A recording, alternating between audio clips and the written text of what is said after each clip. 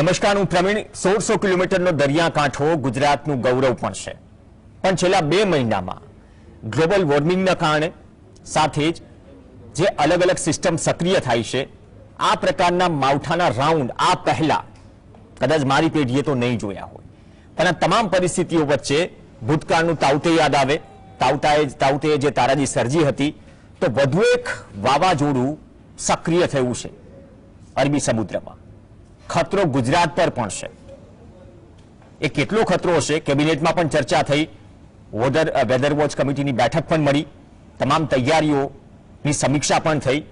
પણ આ ખતરો કેટલો વધારે છે, અથવા તો આ ખતરામાં ગુજરાતને કેટલું નુકસાન થઈ શકે, મુદ્દો ચર્ચાનો છે. કુદરતી આપત્તિ છે, એમાં આપણે કંઈ ન કરી શકીએ, પણ તેમની સામેની તૈયારીઓ આપણે કરવી પડશે.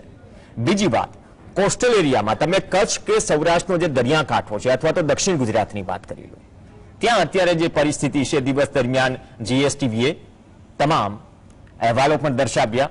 દરિયામાં કરંટ છે. સૌરાષ્ટ્રમાં મોટાભાગના દરિયાકાંઠે 2 નંબરનું સિગ્નલ, ભયસૂચક સિગ્નલ લગાવી દેવાયું છે. અને હવે 8 જૂન સુધીમાં સિસ્ટમ વાવાઝોડામાં ફેરવાઈ શકે. 140 કિલોમીટર પ્રતિ કલાકની ઝડપે વાવાઝોડું ફૂંકાઈ શકે, પણ ગુજરાતને કેટલી અસર થશે એ સૌથી મોટો સવાલ છે. અને હવામાન વિભાગે પણ કહ્યું છે આવનારા દિવસોમાં વરસાદની આગાહી છે. સાથે સાથે છેલ્લા 2-4 દિવસોમાં ઘણી જગ્યાએ પવન પણ ફૂંકાયો. આપણી સાથે 3 ખાસ મહેમાન જોડાશે. આજે કુદરતી આપત્તિ છે, ભગવાનને પ્રાર્થના કરીએ કે આપત્તિ ન આવે, પણ તેમની સામેની તૈયારીઓ પણ જરૂરી છે.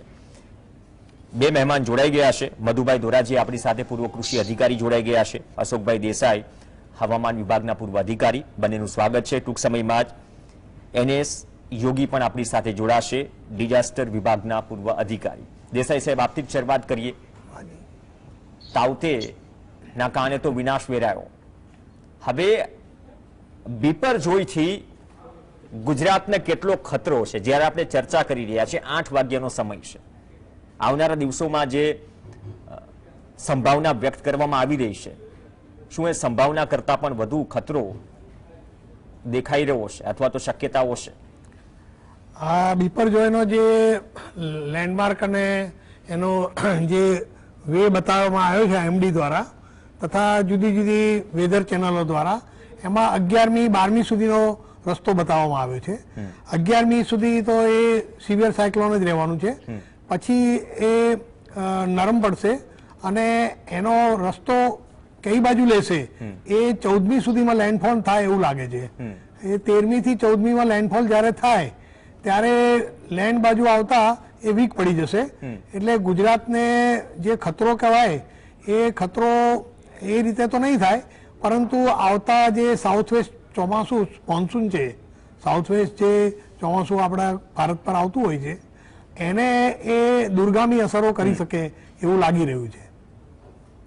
પણ ચોમાસાના પેટર્નને તો અસર થશે, પણ છેલ્લા 2 મહિનાથી જે કમોસમી વરસાદ થઈ રહ્યો છે, અને તે બાદ જે પરિસ્થિતિ ઊભી થઈ છે, તેમાં માનો છો કે આ પરિસ્થિતિ વધારે વિપરીત અસરો સર્જી શકે? ના, આમાં તો એવું છે કે જ્યારે બી કોઈ પણ સાયક્લોન દરિયામાં 500 થી 1000 કિલોમીટરની દૂરી પર હોય, ત્યારે એ વાવાઝોડું કે કોઈ પણ ચક્રવાત જમીન પરનો ભેજ અને જમીન પરની આર્દ્રતા ખેંચી લેતું હોય છે. એના કારણે વરસાદ કે માવઠાનો સંજોગ બને એટલો ઓછો થઈ જશે અને માત્ર સાઉથ ગુજરાતમાં થોડો ઘણો વરસાદ પડી શકે એમ લાગે છે. અને કચ્છ બોર્ડર પર જ્યારે લેન્ડફોલ કદાચ થાય અને આપણે 10મી ને 11મી સુધીમાં એનો રૂટ નક્કી થઈ જાય, તો એ આપણને ખ્યાલ આવે કે ગુજરાત બાજુ કેટલી તીવ્રતાથી આવશે. કારણ કે જ્યારે મોટા ભાગે કોઈ પણ ચક્રવાત આવતા હોય છે, એ લેન્ડફોલ થતા પહેલા વીક પડી જતા હોય છે અને ડિપ્રેશનમાં બદલાઈ જતા હોય છે. એટલે વરસાદ આપી શકે, પરંતુ એ પછીની વાત છે. અત્યારે તાત્કાલિક કોઈ એવો વરસાદ કે માવઠાનો સંયોગ દેખાતો નથી. પણ કદાચ વરસાદ આપી શકે. તમે કહ્યું કે અત્યારની પરિસ્થિતિ જે વાતાવરણ છે, તમે પણ છેલ્લા અમુક દિવસોથી અભ્યાસ કરો છો ઉત્તર ગુજરાત, મધ્ય ગુજરાત, સૌરાષ્ટ્રમાં. 2-4 દિવસ બફારો, ક્યારેક અમદાવાદમાં વહેલી સવારે એટલો પવન ફૂંકાઈ જાય છે, વરસાદ સાથે સાથે કલ્પના ન કરી હોય.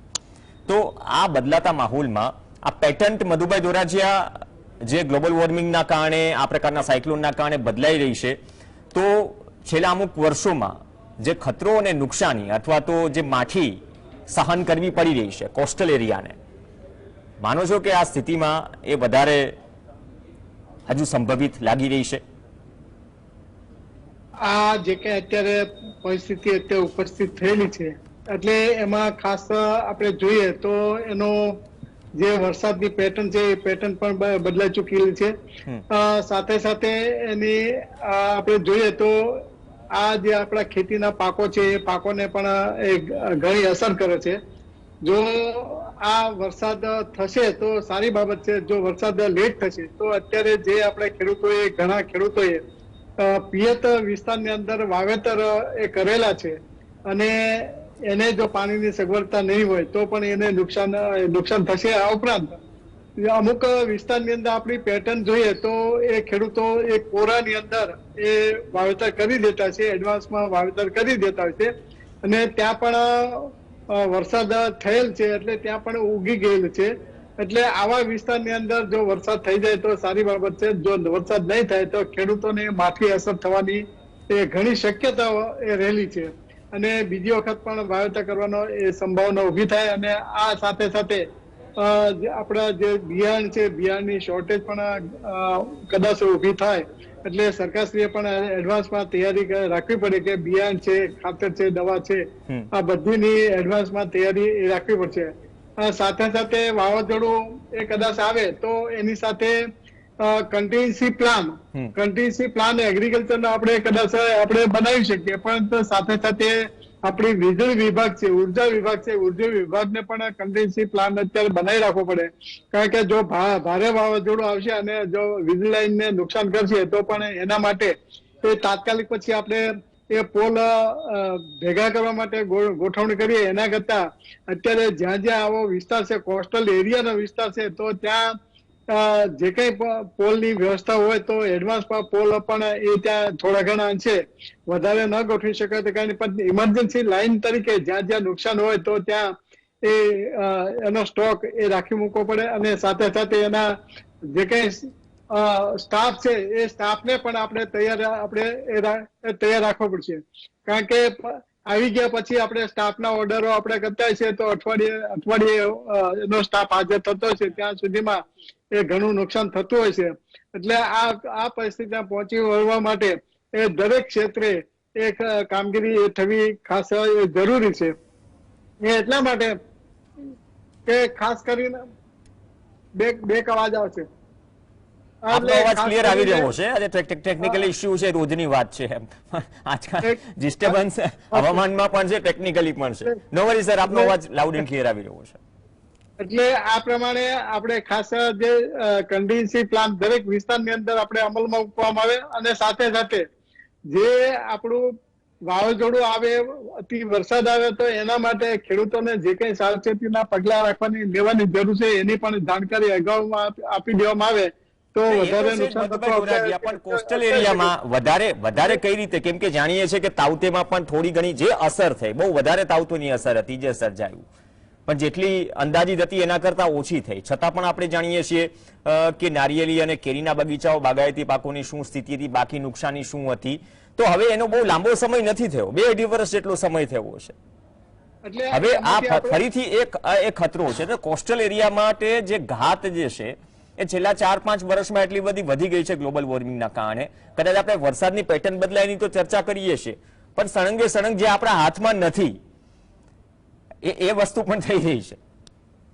એટલે ખરેખર જે બાગાયતી પાકો છે, બાગાયતી પાકોને પણ અત્યારે નુકસાન એ થઈ રહ્યું છે. પણ ખાસ કરીને આપણે જોઈએ તો નાળિયેરીના પાકો, કોસ્ટલ વિસ્તારની અંદર નાળિયેરીના પાક પણ વધારે હોય છે અને એનું પ્લાન્ટેશન વધારે હોય છે. અને સાથે બાગાયત ઉના છે, તેમજ ગીર વિસ્તારની અંદર છે તો ત્યાં ખાસ આંબાનું વાવેતર પણ ત્યાં વધારે છે. તો આ આંબાનો પાક અત્યારે કદાચ પૂરો થવાની તૈયારીમાં છે, અઠવાડિયું 10 દિવસ સુધી કદાચ જે પૂરો થવાની તૈયારીમાં છે, પણ ત્યાં નુકસાન થવાની એ શક્યતાઓ રહેલી છે. એટલે એ વિસ્તારના પણ આપણે થોડી ઘણી જોઈએ તો આપણે આ ખાસ જે કોસ્ટલ વિસ્તારની અંદર દર વર્ષે આપણે દર 2-3 વર્ષે આ વાવાઝોડું આવતું હોય છે, તો આ વિસ્તારને થોડી ઘણી અંશે પાક પેટર્ન પણ બદલાવાની જરૂર છે. બાગાયત પાકોને જે નુકસાન વધારે પ્રમાણમાં નુકસાન થતું હોય તો એવા પાકોને આપણે ખરેખર એનું રોટેશન પણ બદલવાની ખાસ એ જરૂર છે.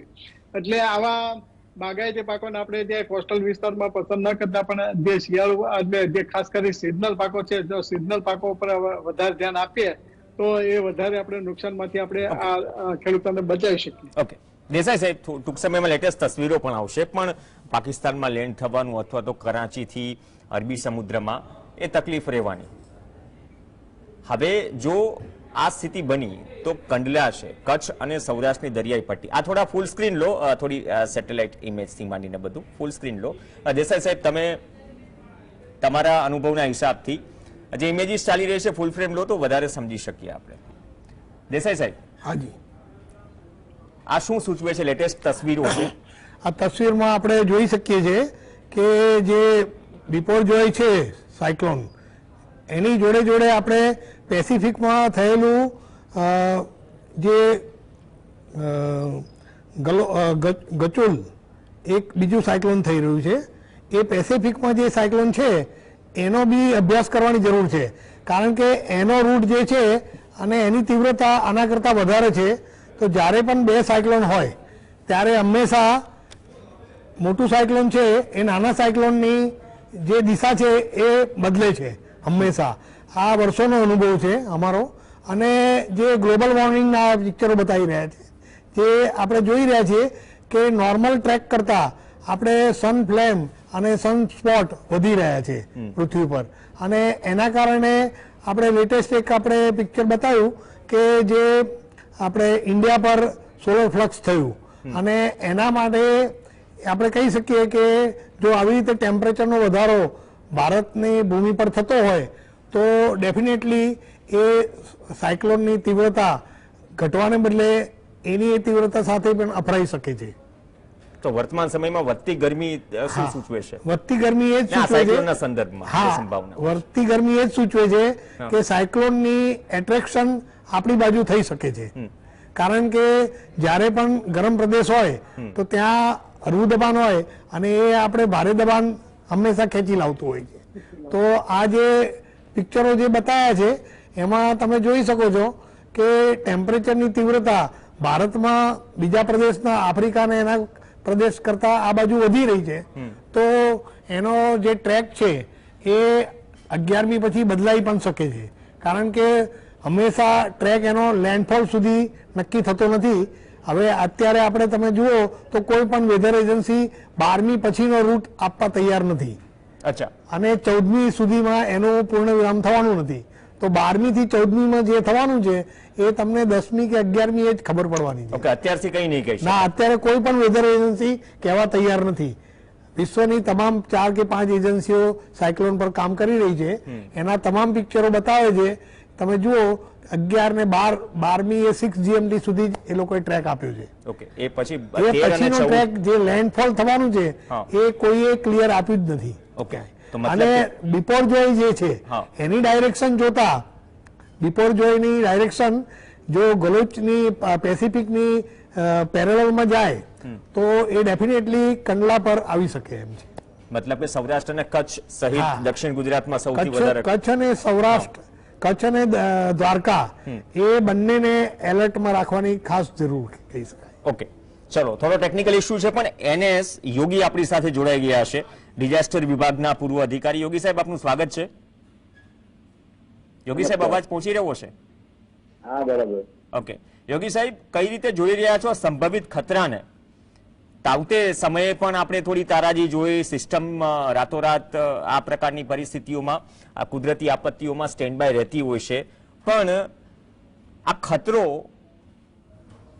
સંભવિત જે ખતરો છે, સાહેબે વાત કરી કે 12 તારીખ સુધીનો આપણી સાથે ચાર્ટ કે મેપ છે, અનુમાન છે. 13 અને 14 શું થશે એ કોઈ વેધર એજન્સી પાસે નથી, પણ કેવી તૈયારીઓ અથવા તો કોઈ સૂચના? યોગી સાહેબ, કલેક્ટર જે આપે, ધારો કચ્છ કલેક્ટર અથવા સૌરાષ્ટ્રના કલેક્ટર જે સૂચનાઓ આપે એ પ્રમાણે દરિયા કિનારે જે કંઈ માછીમારો હોય એને અંદર લઈ જવા દેવાના, અથવા તો કાંઠાના વિસ્તારમાં જે કંઈ રહેઠાણ વાળા છે, કાંઠા ઝૂંપડા કે જે કંઈ લોકો છે એમને તાત્કાલિક અસરથી બીજો પુનઃસ્થાપિત કરી દેવા જોઈએ. અને પોલીસ બંદોબસ્ત રાખી જેથી કરીને વધારે ઓછામાં ઓછું નુકસાન થાય એ રીતે કલેક્ટર અને જે ડિઝાસ્ટરની ટીમને એને સહકાર આપવો જોઈએ એવું મારું માનવું છે. ઓકે, ચલો તો સ્ટેન્ડ બાય ની વાત થઈ, પણ વધારે થોડો અલગથી ખતરો જોવો છો. વેધર વોચની બેઠક પણ મળી, કેબિનેટમાં પણ ચર્ચા થઈ. આમ તો ગુજરાતને, કોસ્ટલ એરિયાને, ગુજરાતને, અધિકારીઓને તમામને અનુભવ છે ભૂતકાળમાં આ પ્રમાણની આપત્તિઓ સામે લડવા માટે. વાવાઝોડું પણ આપણે 90ના દશકામાં જોયું છે. એટલે એના માટે તો ડિઝાસ્ટરની અને જીએસડીની ટીમો તૈયાર જ હોય છે. છતાં પણ વ્યક્તિઓ પૂરતી પણ માણસો પણ એલર્ટ થઈ જાય અને પોતાને લાગે કે 2-3 દિવસનું અનાજ અથવા તો કરિયાણું કે જે કઈ બધી વસ્તુઓ લખી અને નજીકમાં જે વિસ્થાપિત કેન્દ્રો બનાવ્યા હોય અથવા ડિઝાસ્ટરના પુનઃસ્થાપિત કેન્દ્ર ત્યાં લોકોને ખસેડવા જોઈએ અને બહુ એલર્ટ રહેવું જોઈએ, મારું એવું માનવું છે. ઓકે, કારણ કે આવશે તો ખરી જ. હેલો, હા હા, અવાજ આવી રહ્યો છે સાહેબ, થોડો ટેકનિકલ ઇશ્યુ છે પણ સાંભળી શકીએ છીએ તમને. બરાબર. એટલા માટે પબ્લિકે પણ એનો સહકાર આપી અને સલામત સ્તરે જતું રહેવું જોઈએ એવું મારું માનવું છે. ઓકે, ચલો, એલર્ટ તો છે અને સતત મીડિયા પણ સવારનું, આમ તો 2 દિવસથી આપણે માંગરોળનો દરિયો હોય કે પછી પીપાવાવ, જાફરાબાદનો દરિયો હોય, કચ્છમાં મુન્દ્રા હોય, પણ દેસાઈ સાહેબ તમે કહ્યું કે 13 અને 14 બ્લાઇન્ડ સ્પોટ માની લઈએ બરાબર અનુમાન માટે. હાજી હાજી. તેના ફર્ધર તૈયારીઓ, આમ તો યોગી સાહેબ તો આપણી સાથે છે જ, પણ માનો છો કે આમાં થોડું હજુ વધારે ફર્ધર તૈયારીઓ, જ્યારે અનસર્ટેન હોય સ્થિતિ ત્યારે કોઈ પણ સાયક્લોન હોય એ લેન્ડફોલ થતા પહેલા 2 દિવસનો પીરિયડ આપતું જ હોય છે. એટલે આપણી પાસે 2 દિવસનો પીરિયડ તો મળવાનો જ છે. પરંતુ સ્ટેન્ડ બાય તરીકે આપણે કચ્છ અને દ્વારકા એનો દરિયા કિનારો જે છે એને વધારે એલર્ટ કરવાની જરૂર મને આ તબક્કે દેખાઈ રહી છે. યોગી સાહેબે પણ વાત કરી. હાજી. અને કદાચ તમે કહ્યું કે કદાચ મુન્દ્રા કે કચ્છ તરફ વધારે અસર જો આ સાયક્લોનની સંભવત જોવા મળે, અત્યારે એ પરિસ્થિતિ છે, તો કઈ કઈ પરિસ્થિતિઓ સર્જાઈ શકે? પરિસ્થિતિમાં એવું થાય કે જો લેન્ડફોલમાં એ વખતે જો ટેમ્પરેચર હાઈ બતાવતા હોય અને તીવ્રતા એટલી ને એટલી રહેતી હોય અને ડિપ્રેશન સાથે જો ટકરાય તો ઘણું બધું નુકસાન થઈ શકે છે. પણ જો લો પ્રેશર થઈ જતું હોય તો એની તીવ્રતા ઘટી શકે છે. પરંતુ આ વખતે જે ટેમ્પરેચરના ચાર્ટ જોતા એવું લાગી રહ્યું છે કે ટેમ્પરેચરની તીવ્રતા વધારે રહેશે અને જો આપણે ભગવાનને પ્રાર્થના કરીએ કે આ બાજુ ના ડાયવર્ટ થાય, પણ જો ડાયવર્ટ થયું તો ટેમ્પરેચરની તીવ્રતાને કારણે એ આપણે કોસ્ટલ એરિયાને ઘણું નુકસાન કરી શકે એમ છે. અને કોસ્ટલ એરિયાને ખાલી કરવાનું, નીચાણવાળા એરિયાને એલર્ટ કરવા, આ બધું પરિસ્થિતિ એડવાન્સમાં કરવા માટે 2 દિવસનો પીરિયડ પૂરતો નથી.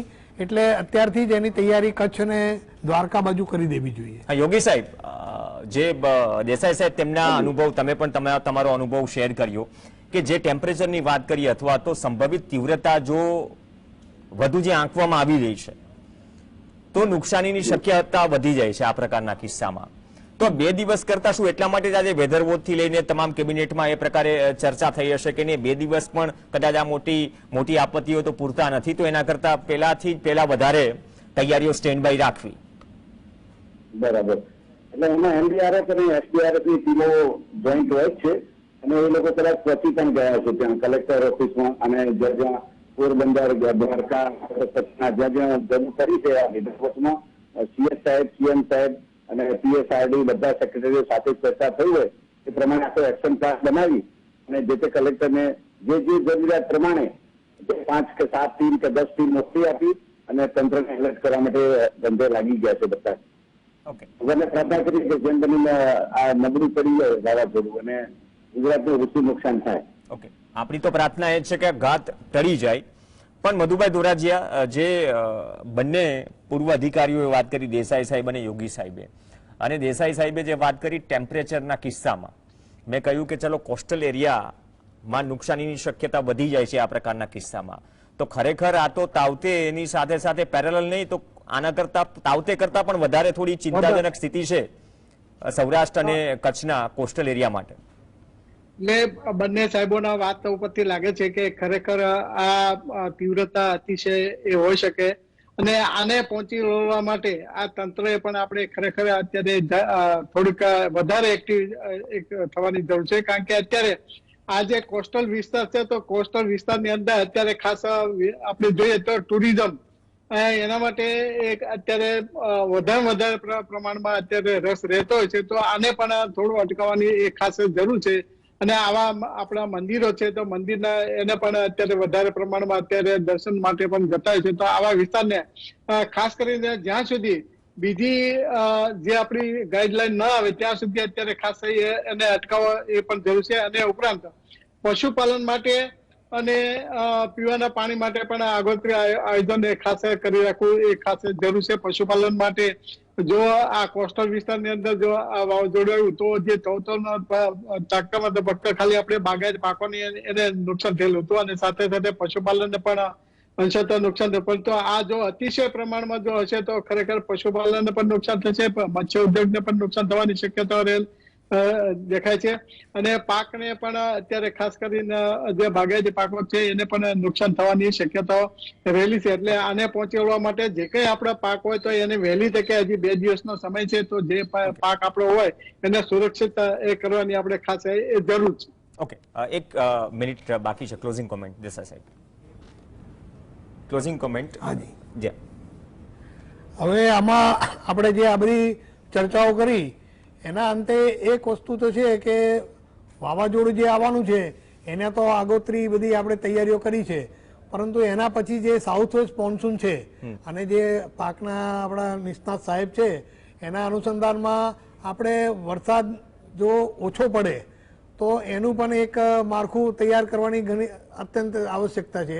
કારણ કે જે આ પીરિયડ લંબાઈ રહ્યો છે મોન્સૂન ડિલે થવાનો, એના કારણે અલ્નીનોનો પ્રવાહ વધવાનો છે. કારણ કે ઓગસ્ટ સુધીમાં અલ્નીનો ક્રોસ કરી જાય છે લાલીનોને, અને એના કારણે તમારું ચોમાસું ઓગસ્ટમાં તો નબળું પડવાનું જ છે. તો જો આપણી પાસે જૂનમાં વરસાદ સારી રીતે ના પડે અને જુલાઈમાં પૂરતો ના મળે તો ટોટલ જે વરસાદની આપણે જરૂરિયાત પાકને હોય એ જો પૂરતી ના થાય તો એના બી એક પ્લાનિંગ કરવાની ખાસ જરૂર. ઓકે, બહુ સારી વાત કરી. કેમ કે એક તરફ જી સાહેબ સમયનો અભાવ છે, કોઈ 20-30 સેકન્ડ છે. એટલે એના માટે આપણે આગળ વાત કરી કે કન્ટિન્સી પ્લાન ડિપાર્ટમેન્ટે ખાસ જરૂર બનાવવો પડશે. એટલે કન્ટિન્સી પ્લાન પણ તૈયાર કરી અને વધારે જાહેરાત કરી વધારે જાગૃત કરવા જરૂરી છે. બહુ સારી વાત કરી. કેમ કે ચોમાસાની પેટર્ન છે, ધક્કો લાગ્યો છે, ખરીફનું વાવેતર છે, ઉપરથી વરસાદની ઘટનું અનુમાન છે ઓગસ્ટમાં જે સાહેબે વાત કરી. તો આપણે યાદ હશે તાવતેમાં જ્યારે તારાજી સર્જાઈ તો ગીર અને નેસ પંથકમાં ઘાસચારાની અછત હતી. એની તૈયારીઓ પણ એ સમયે ટ્રક ભરાઈને ગઈ. તો ઘાસચારો છે, પાણી છે, અને સાથે સાથે ખરીફમાં જો વરસાદની ઘટ કે શેડ્યુલ ખોરવાયું તો આ સંભવિત આ કુદરતી તારાજી અથવા તો આપત્તિ સાથે સાથે આવનાર 4 મહિનાનું પણ પ્લાનિંગ કદાચ કરવું પડશે. શિવરાજપુર બીચ હોય, માંડવી બીચ હોય, ટુરિઝમ માટેનું મોટું પ્લેસ છે. સોમનાથ અને જગત મંદિર દ્વારકા, ત્યાં પણ લોકો આવે છે અને તંત્ર એલર્ટ મોડ પર છે અને કદાચ અત્યારથી જ એ પરિસ્થિતિઓમાં લાગી ગયો છે. કેમ કે 13 અને 14 જે સાહેબે વાત કરી કે શું સ્થિતિ છે, થોડું બ્લેન્ક સ્પોટ છે, અત્યારથી હજુ આગાહી નથી થઈ. પણ પ્રાર્થના કરીએ કે આ ઘાત ટળી જાય, પણ તે પહેલા તમામ તૈયારી અને સજાગતા રાખવી જરૂરી છે. ધન્યવાદ યોગી સાહેબ, દેસાઈ સાહેબ અને ધોરાજીયા સાહેબ ચર્ચામાં જોડાયા. આ સાથે ચર્ચામાં હાલ બસ આટલું જ. નમસ્કાર.